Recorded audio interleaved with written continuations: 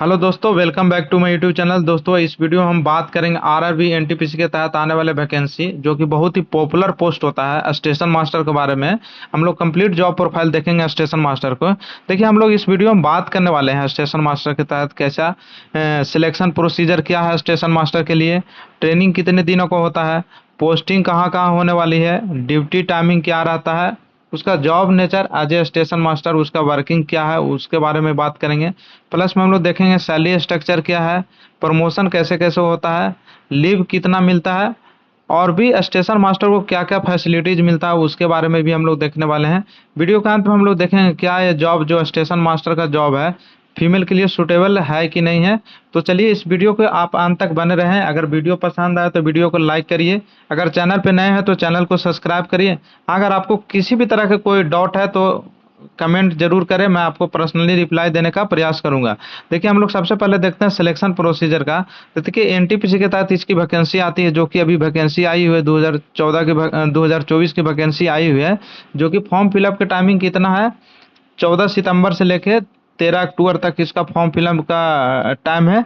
तो जो form fill up कर लिए हैं या नहीं की हैं उसके लिए वीडियो बहुत महत्वपूर्ण होता है। साथ में देखिए, पोस्ट प्रेफरेंस के लिए हम एक वीडियो बनाए हैं, तो फॉर्म फिलअप करने से पहले उस वीडियो को ज़रूर देखिए। उसका लिंक हम डिस्क्रिप्शन में डाल देंगे, ठीक है।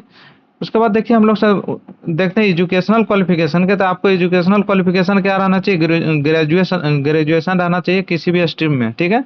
उसके बाद देखिए, एग्जाम तीन तरह के, तीन बेस का एग्जाम होगा। सीबीटी 1 होगा, सीबीटी 2 होगा और सीबीएटी होगा, जो कि कंप्यूटर बेस्ड एप्टीट्यूड टेस्ट बोलते हैं, जिसको हम लोग साइको भी बोलते हैं जनरल भाषा में। तो आपको तीन तीन स्टेज में आपको एग्जाम होने वाला है। देखिए, सबसे पहले हम लोग देखेंगे सीबीटी 1 के बारे में। तो देखिए, सीबीटी 1 में क्या है, आपको देखिए नंबर ऑफ क्वेश्चन कितना रहने वाला है, 100 नंबर ऑफ क्वेश्चन रहेगा। टाइम ड्यूरेशन की बात करते हैं तो 90 मिनट। उसके बाद देखिए, मार्क्स के बात करते हैं, टोटल 100 मार्क्स का एग्जाम होने वाला है। आपका कितना गुना सिलेक्शन होगा सीबीटी 2 के लिए, 15 गुना सिलेक्शन होने वाला है। तो देखिए, इस हिसाब से हम कटअप की बात करते हैं तो सीबीटी 1 में अगर आप लगभग 60 से 70 नंबर आप ले आते हैं तो समझिए आप सीबीटी 2 के लिए क्वालिफाई हो जाएंगे। देखिए, अलग अलग जोन का अलग अलग कटअप जाता है, लेकिन एवरेज एक बात करते हैं तो 60-70 नंबर आप ला रहे हैं तो आप क्वालिफाई कर जाएंगे आसानी से, ठीक है। उसके बाद हम लोग देखते हैं सीबीटी 2। देखिए, सीबीटी 2 बहुत इंपॉर्टेंट हो जाता है, इसलिए क्योंकि आपका जो फाइनल मेरिट बनने वाला है सीबीटी 2 पर ही बनने वाला है। तो इसलिए सीबीटी 2 में आप जितना अच्छा नंबर लाएंगे उतना आपके लिए मतलब अच्छा होने वाला है। देखिए, इसमें सीबीटी 2 को एग्जाम के बारे में अगर बात करें तो नंबर ऑफ क्वेश्चन कितना रहने वाला है, 120 रहेगा। टाइम ड्यूरेशन की बात करते हैं तो 90 मिनट, ठीक है। मार्क्स टोटल 120, और इसमें 8 गुना सिलेक्शन होने वाला है। आपको साइको में कितना कितना के लिए सिलेक्शन होगा, 8 गुना के लिए होगा। देखिए, इसमें नेगेटिव सीबीटी 1 और सीबीटी 2 में दोनों में नेगेटिव मार्किंग 1/3 है, ठीक है। तो अगर हम सीबीटी 2 में कटअप की बात करते हैं तो देखिए, आप जितना अच्छा नंबर लाएंगे उतना आपको तो बेनिफिट होने वाला है ही, क्योंकि आपका मेरिट फाइनल मेरिट इसी पे बनने वाला है। लेकिन अगर आप 75 से 85 नंबर ला रहे हैं तो लगभग आप सेफ हैं। आपको मतलब आप मतलब समझिए कि आप अच्छा नंबर आप ला रहे हैं, आपको सिलेक्शन होने की संभावनाएं बढ़ जाती हैं। इससे अगर कम आता है तो थोड़ा डाउट है, लेकिन आपको जनरली 75 से 85 आप ले आते हैं तो काफ़ी अच्छा नंबर हो जाता है, ठीक है। उसके बाद हम लोग देखते हैं CBAT, computer based aptitude test के बारे में। देखिए, इसमें क्या है, इसको साइको भी बोलते हैं। तो देखिए, इसमें 4-5 तरह का बैटरी टेस्ट होता है, जो कि हर एक बैटरी टेस्ट में आपको मिनिमम 45 नंबर लाना है, ठीक है। मतलब अगर आप एक में भी कम ले आए 45 से कम तो आप डिस्क्वालीफाई हो जाएंगे। आप अगर फाइनल मेरिट की बात करते हैं तो देखिए, फाइनल मेरिट कैसे बनने वाला है, आपका सीबीटी 2 का 70% मार्क्स, सीबीटी 2 का कितना परसेंट, 70%, प्लस में आपको साइको का 30%, टोटल मिला के आपको फाइनल मेरिट बनने वाला है। फाइनल मेरिट बनने के बाद आपको डॉक्यूमेंट वेरिफिकेशन होगा, ठीक है। डॉक्यूमेंट वेरिफिकेशन, उसके बाद आपको डॉक्यूमेंट वेरिफिकेशन में क्या है, जो भी आपका एजुकेशनल क्वालिफिकेशन है, जो भी कम्युनिटी सर्टिफिकेट जमा किए हैं वो सब, और भी 2-4 डॉक्यूमेंट रहता है, लेकिन मेन रूप से आपका ये दो डॉक्यूमेंट बहुत इंपॉर्टेंट हो जाता है। तो डॉक्यूमेंट वेरिफिकेशन के बाद आपको क्या होने वाला है, मेडिकल मेडिकल एग्जामिनेशन। देखिए, स्टेशन मास्टर के अगर मेडिकल की बात करें तो मेडिकल क्राइटेरिया क्या है इसका, A2 है, ठीक है। A2 में क्या है, इसमें मेडिकल में जनरली जो आपका जो फिजिकल फिटनेस है वो कंपलसरी तो है ही, साथ में देखिए आपका A2 मेडिकल में डिस्टेंट विजन कितना होना चाहिए, दोनों आँख का 6/9 होना चाहिए, विदाउट ग्लासेस होना मतलब 6/9 होना चाहिए, मिनिमम ये है। ठीक है, इसमें मेडिकल में स्टेशन मास्टर के मेडिकल में जो सबसे इम्पोर्टेंट बात हो जाता है वो है कलर विजन। आपको कलर विजन नहीं रहना चाहिए, आपको कलर विजन यहाँ हमें हर एक हाल में पास करना पड़ेगा, क्योंकि देखिए स्टेशन मास्टर का काम ही सिग्नल देखना देना, काम है, सिग्नल से रिलेटेड ही काम है पूरा। तो उसमें कलर विजन नहीं चलता है, इसमें किसी भी सिचुएशन में आपको कलर विजन पास करना पड़ेगा। ठीक है, उसके बाद देखिए ट्रेनिंग के बारे में बात करते थे। जनरली देखिए ट्रेनिंग कितने महीना का होता है, 6 महीना का होता है स्टेशन मास्टर का ट्रेनिंग। अगर नॉर्मल बात करें तो देखिए 128 वर्किंग डे का होता है, 128 वर्किंग डे का ट्रेनिंग होता है स्टेशन मास्टर का। 128 वर्किंग डे मतलब समझिए कि आपको संडे को इंक्लूड कर देंगे तो लगभग आपको 6 महीना के आसपास हो जाता है, संडे और लीव वगैरह इंक्लूड कर देंगे तो लगभग आपका ट्रेनिंग कितने दिन का होने वाला है, 6 मंथ का ट्रेनिंग होता है। उसके बाद देखिए कहाँ ट्रेनिंग होगा, जेडआरटीआई में होगा। जेडआरटीआई बोले तो जोनल रेलवे ट्रेनिंग इंस्टीट्यूट। देखिए जो भी आपका कंसर्न जेडआरटीआई होगा आपको वहाँ ट्रेनिंग में भेजा जाएगा। वहाँ पे 6 मंथ आपको जनरल रूल सिखाया जाता है, प्लस में आपको सिग्नल्स के बारे में पूरा ट्रेनिंग होगा। उसके अलावा पॉइंट चेंज कैसे होता है, मतलब जो भी है प्रैक्टिकल ट्रेनिंग भी साथ में आपको कराया जाएगा। ठीक है, तो आपको 6 मंथ का ट्रेनिंग में थ्योरी का ट्रेनिंग होगा, जनरल रूल्स आपको बताया जाएगा, प्लस में लाइन ट्रेनिंग होगा, प्रैक्टिकल ट्रेनिंग होगा। तो 6 मंथ में आपका ट्रेनिंग खत्म हो जाएगा। देखिए ट्रेनिंग के दौरान जो बेनिफिट मतलब आपको जो भी मिलने वाला है सुविधा वो क्या है, आपको हॉस्टल फैसिलिटीज मिलेगा। ठीक है, हॉस्टल फैसिलिटी बहुत ही शानदार रहता है जेडआरटीआई का। ठीक है, आपको बढ़िया रूम मिलेगा, बढ़िया स्पोर्ट्स ग्राउंड मिलेगा, बहुत बहुत खेलने का सामान मिलेगा, पार्क मिलेगा, सारा चीज़ आता है। उसके बाद देखिए मेस चार्ज, आपको जो भी है वहाँ हॉस्टल में रहेंगे जो भी मेस चार्ज होगा आपको खुद पे करना पड़ेगा। पर डे के हिसाब से फिक्स रहता है, 250 रुपया, कहीं 300, कहीं 350, वो डिपेंड करता है, अलग अलग जेडआरटीआई के पे डिपेंड करता है, सब जगह एक नहीं रहता है।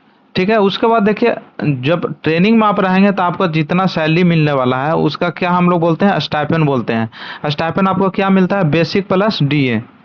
स्टाइपेंड क्या मिलेगा, बेसिक प्लस डीए। तो बेसिक हो गया 35,400 और डीए 50% चल रहा है, मतलब 17,700।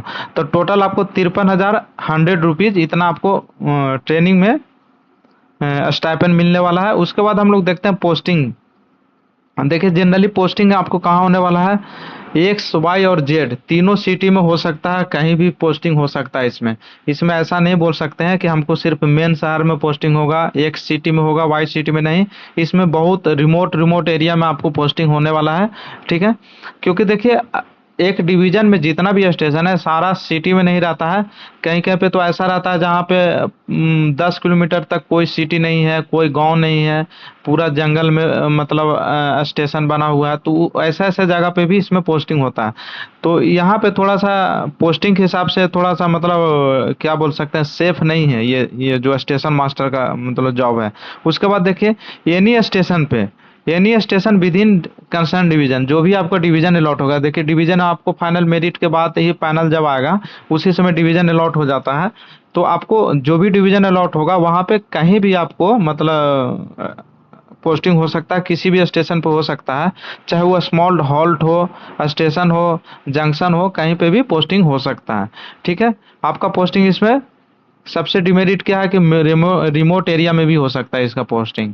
ठीक है, उसके बाद देखते हैं ड्यूटी टाइमिंग की बात अगर करते हैं तो देखिए स्टेशन मास्टर की ड्यूटी टाइमिंग क्या रहता है, 8 घंटा से 8 घंटा का शिफ्ट रहता है, कहीं कहीं 12 घंटा का शिफ्ट रहता है। स्टेशन मास्टर का जनरल ड्यूटी नहीं रहता है, जब भी रहेगा तो शिफ्ट ड्यूटी रहेगा। ठीक है, हो सकता है 8 घंटा का शिफ्ट हो, 12 घंटा का शिफ्ट हो, ये डिपेंड करता है आपको पोस्टिंग किस स्टेशन पे हुआ है, वहाँ पे नंबर ऑफ स्टाफ कितना अवेलेबल है, उसके अनुसार से आपका शिफ्ट रहता है। कहीं कहीं पे 8 घंटा का शिफ्ट रहता है, कहीं कहीं 12 घंटा पे शिफ्ट रहता है। ठीक है, अगर ऑफ बोले वीकली ऑफ को बोले जो 1 डे रेस्ट हम लोग बोलते हैं, देखिए आपको वीकली 1 डे रेस्ट मिल सकता रहता है। अगर पोजीशन अच्छा है तब, अगर पोजीशन अच्छा नहीं है, स्टाफ की कमी है, तो आपको 10 दिन पर भी एक रेस्ट मिल सकता है। ठीक है, डिपेंड करता है आपका स्टेशन पोस्टिंग कहाँ है, कौन सा डिवीजन में, उसके अनुसार आपको इस तरह से रेस्ट मिलता है। उसके बाद हम बात करते हैं जॉब नेचर क्या है, एज ए स्टेशन मास्टर क्या क्या वर्किंग है। तो देखिए, सबसे पहले हम लोग देखते हैं operation of train. Operation of train बोले तो देखिए, मान लीजिए कि एक स्टेशन है, देखिए आप ए स्टेशन पे आपको पोस्टिंग होता है, ठीक है, किसी को बी स्टेशन पे पोस्टिंग है, सी स्टेशन पे। देखिए, बी स्टेशन से ए स्टेशन की ओर, मान लीजिए कि ए स्टेशन पे आपका पोस्टिंग हो गया, तो बी स्टेशन से कोई ट्रेन आ रही है तो पहले वो लाइन क्लियरेंस लेगा ए स्टेशन से कि लाइन क्लियर है कि नहीं, प्लेटफॉर्म खाली है कि नहीं, या पास थ्रू होने वाला है, ये क्या है, वो पूरा ये स्टेशन वाला करेगा डिसाइड। ये स्टेशन कैसे डिसाइड करता है, ये अपना कंट्रोलर से, डिवीजन से पूछता है कि इस ट्रेन को यहाँ होल्ड करना है, रोकना है, या पास थ्रू दे देना है, तो उसके अनुसार ये एक्ट करता है। उसके बाद ये प्राइवेट नंबर एक्सचेंज करते हैं दोनों स्टेशन मास्टर एक दूसरे से, तब ये सिग्नल डिपार्चर सिग्नल देता है, ट्रेन यहाँ जाता है। उसके बाद अगर ए स्टेशन से सी स्टेशन तक गाड़ी भेजनी है, तो ए स्टेशन वाला जो भी स्टेशन मास्टर रहेगा वो सी स्टेशन पास कॉल करके पूछेगा कि लाइन क्लियर है, इस गाड़ी को हम भेज सकते हैं कि नहीं, इसको सिग्नल दे सकते हैं कि नहीं। ये इधर से लाइन क्लियरेंस देगा। अब दोनों एक प्राइवेट नंबर एक्सचेंज करेंगे, उसके बाद ट्रेन डिपार्चर यहाँ से हो गई। तो इस तरह से लाइन क्लियरेंस का कौन काम करता है, स्टेशन मास्टर काम करता है। दूसरा चीज, स्टेशन मास्टर का क्या काम है, पूरा स्टेशन मैनेजमेंट का काम कौन देखता है, स्टेशन मास्टर देखता है। और चाहे एम्प्लॉई हो गया, साफ सुथरा कराना हो, क्लीनिंग कराना है, मेंटेनेंस कराना है, सारा कौन देखता है, स्टेशन मास्टर देखता है। ठीक है, उसके बाद देखते हैं पैसेंजर असिस्टेंट। देखिए, जो भी पैसेंजर का प्रॉब्लम है या किसी चीज का क्वेरी है तो कौन देखेगा, स्टेशन मास्टर देखेगा। क्या क्या हो सकता है क्वेरी, देखिए ट्रेन शेड्यूल के बारे में पूछ सकता है पैसेंजर, कितना नंबर प्लेटफॉर्म पे आ रहा है, या टिकटिंग, मतलब टिकट क्या है कि छोटा छोटा स्टेशन पे अलग से टिकट काउंटर नहीं रहता, वो स्टेशन बिल्डिंग में ही टिकट काउंटर रहता है। टिकट कौन काटता है, स्टेशन मास्टर ही काटता है, नहीं तो कोई सपोर्टिंग स्टाफ रहता है, या आजकल तो कॉन्ट्रैक्ट वाले लोग को बैठा दिया जाता है। तो जो भी रिजर्वेशन वगैरह होता है, वो सारा पैसा का लेखा जोखा हिसाब किताब कौन करेगा, स्टेशन मास्टर रखेगा। देखिए, maintaining records of train movements and ticket sales. जो भी ट्रेन दिन में, मतलब उसका ड्यूटी में जितना भी ट्रेन आ रहा है, जा रहा है या रुक रहा है, कितना नंबर पे रुक रहा है, कितना मिनट रुक रहा है, कौन कौन ट्रेन गुजरा है, उस सारा रिकॉर्ड मतलब मेंटेन करना पड़ता है स्टेशन मास्टर को। प्लस जितना भी टिकट सेल हुआ उसका कितना रेवेन्यू है, उस सारा रिकॉर्ड रखना पड़ता है। और सारा किसको रिपोर्ट करना पड़ता है, डिवीजन में जो भी उनका कंसर्न हेड अथॉरिटी रहते हैं उनको बताना पड़ता है। देखिए, ऑपरेशन डिपार्टमेंट में आता है स्टेशन मास्टर, ठीक है।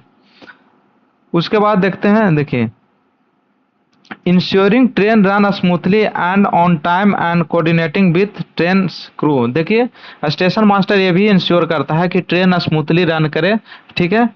ऑन टाइम बोले तो देखिए, कोई भी ट्रेन डिटेंशन नहीं होना चाहिए। हर एक ट्रेन का टाइमिंग होता है, पैसेंजर ट्रेन का, तो डिटेंशन नहीं होना चाहिए स्टेशन मास्टर की वजह से। दूसरा चीज, स्टेशन मास्टर को पैसेंजर सेफ्टी करना, सेफ्टी इंश्योर करना कि पैसेंजर सेफ्टी है, इसका भी ख्याल कौन रखता है, स्टेशन मास्टर रखता है। डिटेंशन तो थोड़ा देर के लिए मैनेज हो जाएगा अगर आपके वजह से नहीं हो रहा है तो, लेकिन पैसेंजर सेफ्टी बहुत मायने रखता है। रेलवे हमेशा पैसेंजर सेफ्टी पे हमेशा ध्यान देता है। तो स्टेशन पे पैसेंजर सेफ्टी का ध्यान कौन रखने वाला है, स्टेशन मास्टर का ही काम है। उसके बाद देखिए, overseeing of station cleanliness and maintenance, पूरा कौन देख रेख करेगा, स्टेशन मास्टर का ही काम है। पूरा स्टेशन का देख रेख पूरा यही इंचार्ज रहता है, पूरा क्लीनिनेस का, मेंटेनेंस का। या कोई हायर अथॉरिटी आ गया इंस्पेक्शन के लिए तो उसको रिसीव करना है, जो भी प्रोटोकॉल होता है उसको फॉलो करना पड़ता है। ये सारा कौन देख रेख करता है, स्टेशन मास्टर देख रेख करता है। उसके बाद देखते हैं एज ए स्टेशन मास्टर उनका सैलरी क्या रहता है। स्टार्टिंग सैलरी के बारे में हम लोग बात करने वाले हैं। जब आपको पोस्टिंग हो जाएगा तो आपका जब सैलरी स्टार्ट हो जाएगा तो सैलरी कैसे रहेगा, 35,400 बेसिक रहेगा। डीए की बात करते हैं 17,700, जो कि 15% 50% ऑफ बेसिक रहता है, जो कि 1 अप्रैल 2024 से लागू हो गया। देखिए, डीए दो बार लागू होता है। एक जनवरी में लागू होता है, एक जुलाई में लागू होता है। तो अभी देखिए जुलाई वाला अभी लागू नहीं हुआ, लेकिन जब से भी अप्लाई होगा जुलाई से एरियर जोड़ के देगा, ठीक है। उसके बाद हम लोग देखते हैं एचआरए। देखिए एचआरए डिपेंड करता है सिटी टू सिटी। एक सिटी में 30% ऑफ एचआरए मिलता है जो कि बेसिक का 30% होता है। वही वाई सिटी में 20% ऑफ बेसिक, जेड सिटी में 10% ऑफ बेसिक।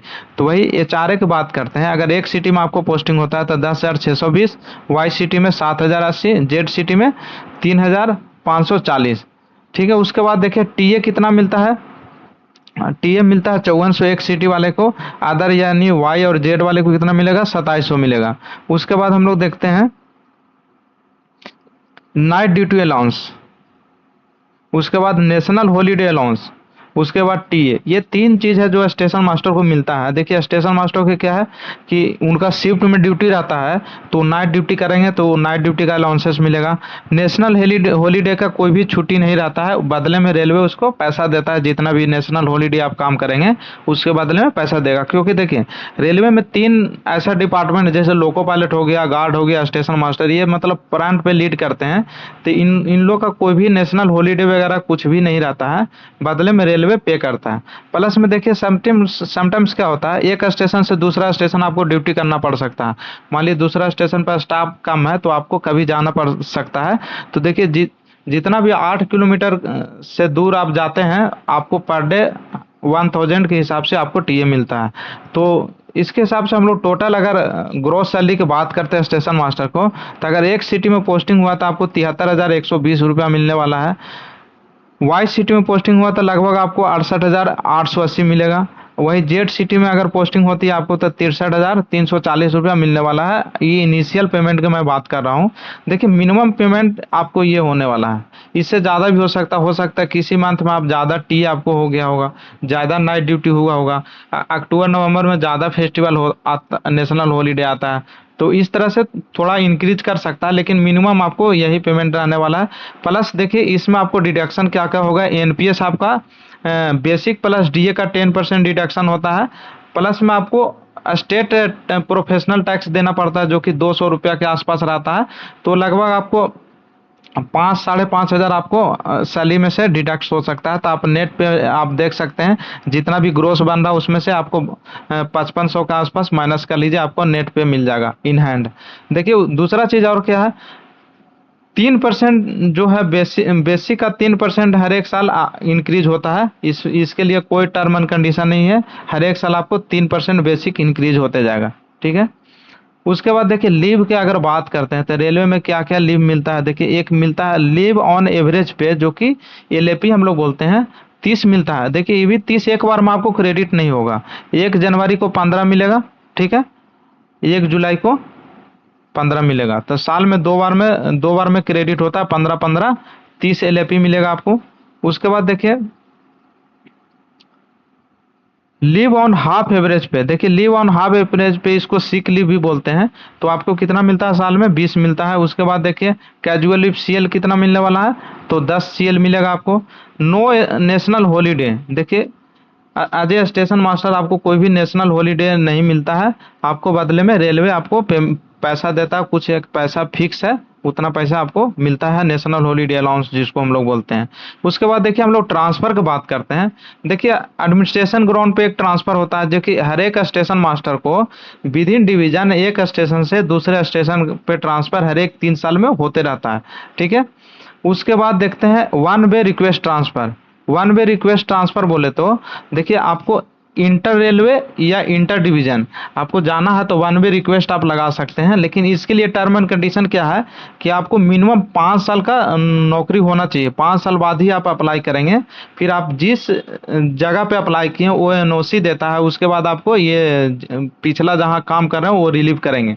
तो देखिए किसी किसी जोन में 5 साल के लिए है वन वे रिक्वेस्ट, मतलब ट्रांसफर का जो भी ड्यूरेशन, किसी किसी जोन में 10 साल का है। क्योंकि देखिए 2022 में एक रेलवे सर्कुलर जारी किया था रेलवे बोर्ड, वो सीधा बताया था यही कि जो जोन चाहता है 10 साल रखने के लिए वो 10 साल रखे, जो चाहता है 5 साल के लिए वो 5 साल रखे। तो किसी किसी जोन में 5 साल लागू है किसी किसी जोन में। जैसे मेरा सौदान रेलवे है, तो हमारा अपॉइंटमेंट लेटर में लिखा हुआ वन वे ट्रांसफर, मिनिमम जो सर्विस क्राइटेरिया क्या है 10 साल। तो मेरा हम जब भी रिक्वेस्ट लगाएंगे वन वे के लिए अपने घर तरफ जाने के लिए, तो 10 साल बाद ही मेरा एक्सेप्ट होगा फॉर्म। ठीक है, उसके बाद देखिए म्यूचुअल ट्रांसफ़र। म्यूचुअल ट्रांसफ़र आपको ट्रेनिंग के बाद कभी भी आप कहीं भी लगा सकते हैं। यहाँ से आप चेन्नई से आप जम्मू कश्मीर भी लगा सकते हैं, चेन्नई से आप दिल्ली भी लगा सकते हैं, कहीं भी लगा सकते हैं। सेम पोस्ट पे रहना चाहिए, ठीक है, सेम पोस्ट पे रहें आप लोग। तो इसमें जो मिनिमम जो रहता है वो मिल जाता है। जैसे मान लीजिए कि मेरा यहाँ स्टेशन मास्टर से हम एसएस बन गए हैं, वो स्टेशन मास्टर है अगला जिससे हम म्यूचुअल ले रहे हैं, तो हमारा पोस्ट क्या हो जाएगा, स्टेशन मास्टर ही हो जाएगा, और उसका भी पोस्ट क्या इधर रहेगा, स्टेशन मास्टर। तो इसमें थोड़ा सीनियरिटी लॉस हो जाता है अगर दोनों का पोस्ट चेंज है तो। ठीक है, तो म्यूचुअल ट्रांसफ़र कभी भी हो सकता है, ट्रेनिंग के बाद कभी भी अप्लाई कर सकते हैं। ठीक है, उसके बाद देखिए स्पाउस ग्राउंड ट्रांसफ़र। अगर किसी का हस्बैंड या वाइफ कोई भी स्टेट या सेंट्रल गवर्नमेंट में जॉब करते हैं, तो उस बेसिस पे आपको ट्रांसफ़र हो जाएगा। ठीक है, स्पाउस बेस पे आपको ट्रांसफ़र हो जाएगा। ठीक है, उसके बाद देखिए रेलवे फैसिलिटीज़ क्या क्या देती है स्टेशन मास्टर को। देखिए सबसे पहले तो टायर 3 का आपको रेलवे क्वार्टर मिलेगा। ठीक है, टाइप 3 का रेलवे क्वार्टर मिलेगा। उसके बाद आपको हॉस्पिटल मिलेगा, हॉस्पिटल आपके लिए प्लस आपके डिपेंडेंट के लिए। ठीक है, अगर कोई मेजर प्रॉब्लम है तो रेलवे आपको प्राइवेट के बाद बहुत सारा, हर एक सिटी में बहुत सारा हॉस्पिटल है जो रेलवे नॉमिनेटेड करके रखता है, वहाँ आपको कोई मेजर प्रॉब्लम के लिए आपको ट्रांसफ़र करेगा, वहाँ भी ट्रीटमेंट फ्री ऑफ कॉस्ट होगा। ठीक है, ट्रैवलिंग पास के बारे में बात अगर करते हैं तो देखिए फर्स्ट क्लास ट्रैवलिंग पास आपको मिलेगा, जिसको हम लोग प्रिविलेज पास बोलते हैं। वो एक सीट मिलेगा अप टू 5 साल, 5 साल तक आपको एक सीट मिलेगा। 5 साल के बाद आपको हर एक साल 3 सेट मिलेगा, जिसमें फर्स्ट क्लास में आप टिकट बुक कर सकते हैं, आपको कोई भी चार्ज नहीं लगेगा। ठीक है, इसको प्रिविलेज पास बोलते हैं। उसके बाद देखिए एक पीटीओ मिलता है, पीटीओ मिलता है सेकंड एसी का, वो 4 सेट मिलता है हर एक साल। आप आज स्टार्टिंग की, आज से शुरू शुरू हो जाएगा, मतलब इसके लिए मिनिमम टाइम ड्यूरेशन नहीं है, आपको स्टार्टिंग से ही 4 सेट मिलेगा। लेकिन इसमें जो बेसिक है वो 30% के आसपास फेयर लगता है, आपको पे करना पड़ेगा। ठीक है, 30% या 1/3 बोल सकते हैं, 33% के आसपास, 30 और 33 के आसपास ही पे करना पड़ता है। ठीक है, उसके बाद हम लोग देखते हैं child education. Child education allowances आपको मिलता है, जो कि देखिए आपको हर एक चाइल्ड का, 2 चाइल्ड को मिलेगा 33,750 हर एक चाइल्ड को मिलेगा। इसमें देखिए दो दो कंडीशन होता है, क्या है, अगर पहला बच्चा ट्विंस हो गया तो आपको मतलब यही 2 को मिलेगा। अगर पहला बच्चा सिंगल है, अगर सेकंड बच्चा अगर आपको ट्विंस हो गया तो तीनों को मिलेगा। ठीक है, ये क्राइटेरिया है। अगर हम किसी टाइम में हम लोग इस्टेब्लिशमेंट रूल के लिए एक वीडियो बनाएंगे, तो उसमें सारा बताएंगे क्या क्या बेनिफिट मिलता है, क्या क्या रूल है एम्प्लॉय के लिए, उसके बारे में हम लोग बात करेंगे। देखिए उसके बाद देखिए हर एक साल आपको दिवाली बोनस मिलता है, जो कि लगभग 17,951 होता है। ये देखिए 78 दिन का एक सैलरी काउंट होता है, उसका बेसिक अलग रहता है, उसके हिसाब से काउंट होता है। तो लगभग आपको 17,951 रुपया मिलने वाला है हर एक साल दिवाली बोनस। ये नॉन गैजेटेड पोस्ट के लिए रहता है दिवाली बोनस। ठीक है, उसके बाद हम लोग देखते हैं फीमेल के लिए कि जॉब फीमेल के लिए कितना सुटेबल है कि नहीं है। देखिए फीमेल की अगर बात करते हैं तो देखिए ये जो भी ये मतलब ये चैलेंजिंग जॉब है, इसका स्टेशन मास्टर का जो जॉब है थोड़ा चैलेंजिंग रहता है। मतलब जो पहली बात है, ये तो रिमोट एरिया में आपको मतलब दे देता है, रिमोट एरिया में पोस्टिंग हो सकता है, और डेफिनेटली इसमें पोस्टिंग होता है, ये आज नहीं होगा, 3 साल बाद होगा, अगला 3 साल बाद होगा, लेकिन आपको रिमोट एरिया में पोस्टिंग मिल सकता है। ठीक है, और दूसरा चीज़ इसमें क्या है कि नाइट ड्यूटी रहेगा, शिफ्ट जॉब रहेगा, आपको 3 शिफ्ट में काम करना पड़ सकता है।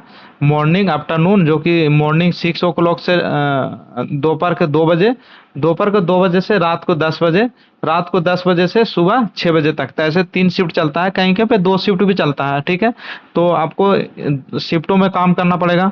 तीसरा चीज़ क्या है कि इसमें वर्कलोड थोड़ा हाई वर्कलोड रहता है, बहुत सारा रिस्पॉन्सिबिलिटी रहता है। काम तो एक स्टेशन पे ही है, एक टेबल पे बैठ के करना है, लेकिन थोड़ा रिस्पॉन्सिबिलिटी मतलब थोड़ा ज़्यादा रहता है इस जॉब में। ठीक है, तीसरी चीज़ इसमें क्या है कि प्रॉपर रेस्ट और लीव का थोड़ा प्रॉब्लम रहता है, क्योंकि देखिए स्टेशन पे सीमित स्टाफ रहते हैं, 1 या 2 या 3 स्टेशन मास्टर हैं, वही रोटेशन में ड्यूटी करते हैं। तो प्रॉपर रेस्ट कभी कभी नहीं मिल पाता है। अगर मान लिए कि एक लीव है, दूसरा भी किसी कारण से उसको भी लीव मिल गया या उसका हेल्थ इशू हो गया, तो इस केस में आपको जो लीव मिलता है वो भी नहीं मिलने वाला है। या मान लिए कि रेस्ट है, आपको आपको रेस्ट में भी ड्यूटी करना पड़ सकता है। 7 दिन के बदले 10 दिन में रेस्ट मिले तो ये थोड़ा प्रॉब्लम हो जाता है। बाद देखते हैं हम लोग प्रमोशन के बारे में बात करते हैं। देखिए, आप जब as a station master join करते हैं तो आपको सीधे स्टेशन मास्टर नहीं बनाया जाता है, असिस्टेंट मास्टर बनाया जाता है, एएसएम बनाया जाता है। उसके बाद देखिए, उसके बाद एएसएम बनेंगे, उसके बाद एएसएस बनेंगे। देखिए, इसका फुल फॉर्म क्या होता है? एएसएम के असिस्टेंट स्टेशन मैनेजर, उसके बाद एएसएम का स्टेशन मैनेजर, उसके बाद एएसएस का क्या होता है? स्टेशन सुपरिटेंडेंट हो जाता है। उसके बाद एओएम, ये जो है ये तीनों पोस्ट है, ये गैस्टेड पोस्ट है। ये यूपीएससी से आते हैं लोग, आईआरएसी एग्जाम से आते हैं ये लोग। ठीक है, तो आपको यहाँ आने के लिए, एओएम बनने के लिए आपको डिपार्टमेंटल एग्जाम देना पड़ेगा। देखिए, इसमें प्रमोशन का थोड़ा स्लो प्रमोशन है इसमें, लेकिन अगर आप डिपार्टमेंटल एग्जाम दे के आप जाना चाहें तो आराम से एओएम बन सकते हैं। ठीक है, आप बहुत अच्छा, मतलब आपको बचा हुआ बहुत जल्दी जॉब लग गया या बहुत जल्दी एओएम बन गए तो आप सीनियर डीओएम तक बन सकते हैं, जो कि एचओडी रहता है इस डिपार्टमेंट का डिवीजन में। तो देखिए, इसी इसका प्रमोशन ऐसे ही रहता है, ASM, ASM, SS, AOM, DOM, senior DOM. ठीक है, तो वीडियो को यहीं समाप्त करते हैं। अगर आपको वीडियो पसंद आए तो वीडियो को लाइक करिए, अगर चैनल पे नए हो तो चैनल को सब्सक्राइब करिए। अगर स्टेशन मास्टर से रिलेटेड अभी भी कोई आपको मन में डाउट है तो कमेंट करें, मैं आपको रिप्लाई देने का प्रयास करूंगा। Thank you.